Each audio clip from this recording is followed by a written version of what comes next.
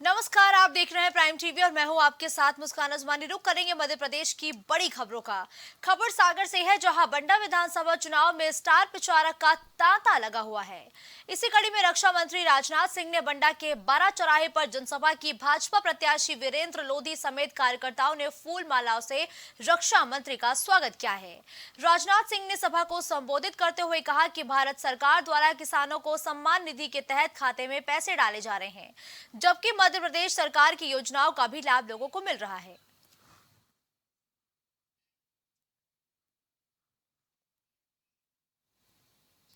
तो लगातार विवादों में रहने वाले पूर्व सीएम कमलनाथ के स्टार प्रचार जीवन पटेल लगातार अपनी बयानबाजी से सुर्खियों में हैं। इस बार उन्होंने सागर के रहली में चर्चा के दौरान मंत्री गोपाल भार्गव और उनके बेटे अभिषेक भार्गव को ट्रैक्टर से कुचलने की बात कही है। इसको ऑडियो भी तेजी से सोशल मीडिया पर वायरल हो रहा है। ऑडियो में वो किसी से गोपाल भार्गव और उनके बेटे अभिषेक भार्गव को ट्रैक्टर से कुचल देना चाहिए की बात कह रहे हैं, और अभी नहीं तो बाद में कुचल देंगे, ये भी कहते हुए उनका ऑडियो सामने आया।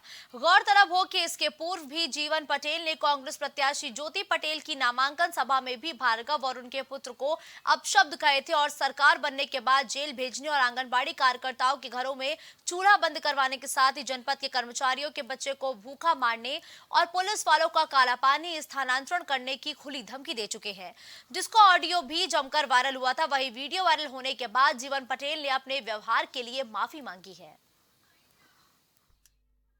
तुम यदि खलनायक हो तो तुम्हें 8 बार के बाद अब रहली विधानसभा क्षेत्र का एक एक मतदाता तुम्हें अपनी नजरों से गिरा चुका है, तुम्हारे बेटे की चालबाजियों से गिरा चुका है। ये गुंडागर्दी अब नहीं चलेगी।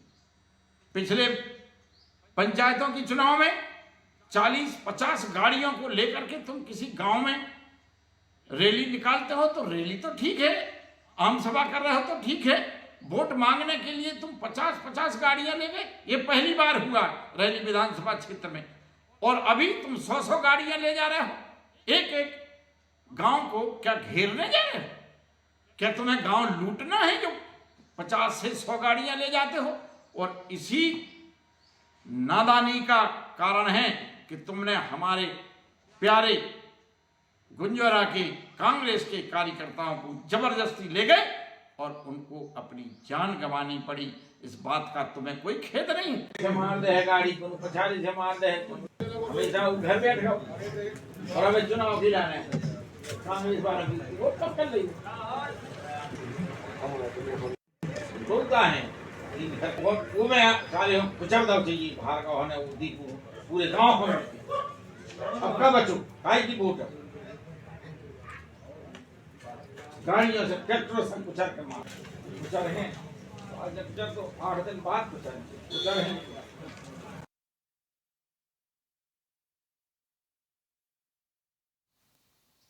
अब खबर दमोह से है, जहां सपा सुप्रीमो अखिलेश यादव ने दमोह प्रत्याशी दिग्पाल सिंह लोधी के समर्थन में जनसभा को संबोधित किया।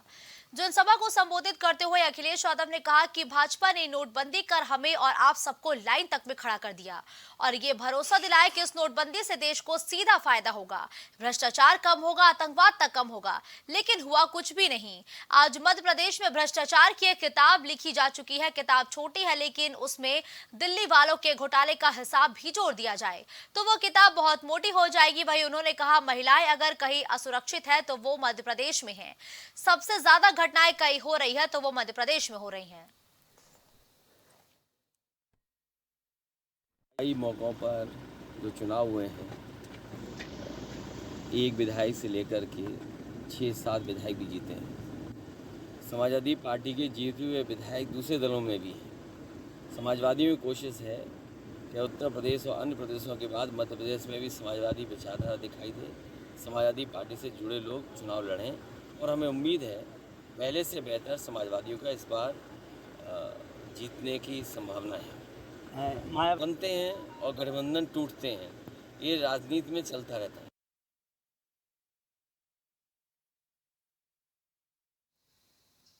सागर से बीजेपी प्रत्याशी शैलेंद्र जैन पर आचार संहिता उल्लंघन का मामला दर्ज किया गया है। उन पर साहू समाज अर्थशाला में बिना अनुमति कार्यक्रम करने का आरोप है। वही कार्यक्रम में 4000 लोग थे। सूचना पर एफएसटी दल और वीएसटी दल को रवाना किया गया है। कार्यक्रम की वीडियोग्राफी की गई और वीडियो की जांच डब्ल्यूवीटी दल ने की है और वीडियो में महिलाओं को बर्तन सेट गिफ्ट के रूप में दिया जा रहा है।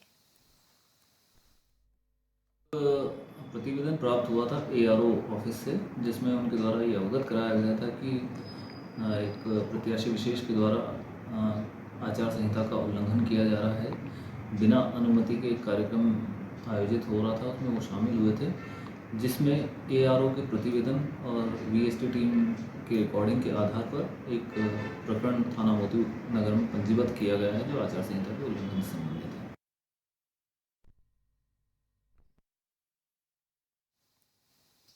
मध्य प्रदेश विधानसभा चुनाव 2023 के बीच बीजेपी और कांग्रेस ने बागी हुए नेताओं और कार्यकर्ताओं को अपनी पार्टी से बाहर का रास्ता दिखा दिया है। इनमें से पार्टी के करीब 74 लोग शामिल हैं। हालांकि इनमें से सबसे ज्यादा चर्चा संतोष शुक्ला की हो रही है, क्योंकि दोनों ही पार्टियों की निष्कासन सूची में संतोष शुक्ला का नाम है, जबकि संतोष शुक्ला बीजेपी से बगावत करते हुए निर्दलीय प्रत्याशी के रूप में मुंडवारा विधानसभा से उम्मीदवार बने हुए हैं। मध्य प्रदेश विधानसभा चुनाव में बीजेपी और कांग्रेस द्वारा जारी हुई अधिकृत प्रत्याशियों की सूचियों के बाद से एकाएक दर्जनों नेताओं और कार्यकर्ताओं ने पार्टी से बगावत कर दी और दूसरी पार्टियों में शामिल हो गए। लेकिन पार्टी से उन तमाम लोगों को निकाला गया है जो चुनावी मैदान में निर्दलीय खड़े होकर पार्टी के लिए मुसीबत पैदा करते नजर आए। बीजेपी ने बरवाड़ा विधानसभा से निर्दलीय चुनाव लड़ रही गीता पटेल सहित मुंडवारा की ज्योति दीक्षित और संतोष शुक्ला को भी बाहर का रास्ता दिखा दिया है। वहीं कांग्रेस ने भी मुंडवारा से संतोष शुक्ला और बहोरी बंद से शंकर महतो को पार्टी से 6 साल के लिए निष्कासित कर दिया है।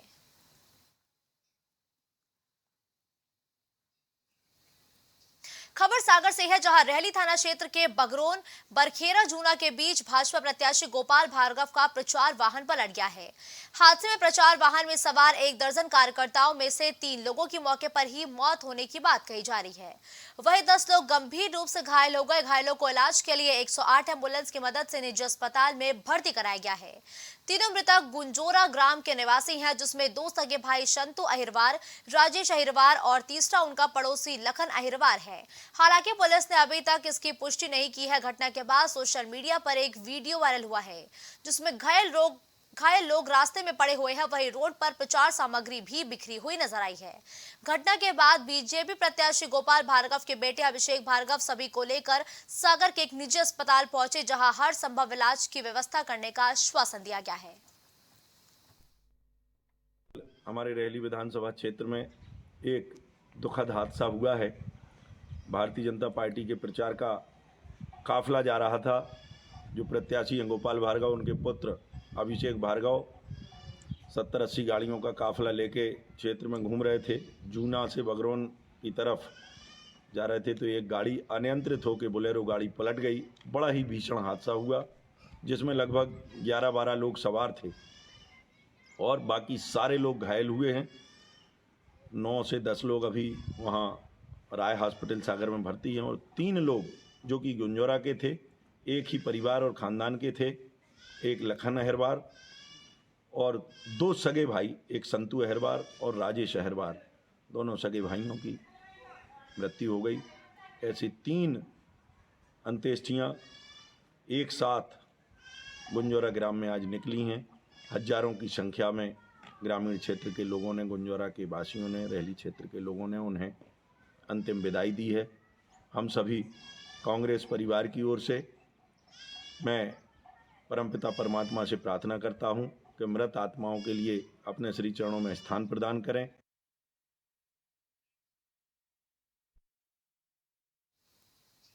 एनआईए ने कट्टरपंथी समूह हिज्ब उत तहरीर एचक्यूटी से जुड़े 17 व्यक्तियों के खिलाफ चार्जशीट दायर की है। ये समूह हिंसक तरीकों से भारत में शरिया आधारित इस्लामी राष्ट्र की स्थापना करने के लिए काम कर रहा था और आतंकवाद गतिविधियां रोकथाम अधिनियम की विभिन्न धाराओं को लगाते हुए आरोप पत्र एक विशेष अदालत में प्रस्तुत किया गया है। एनआईए प्रवक्ता ने बताया कि संबंधित मामला 9 मई को मध्य प्रदेश में दर्ज किया गया था। आरोप पत्र में नामित आरोपी व्यक्तियों में मोहम्मद आलम, मिसबाह उल हसन, महराज अली, खालिद हुसैन, सैयद सामिर रिजवी समेत कई नाम हैं।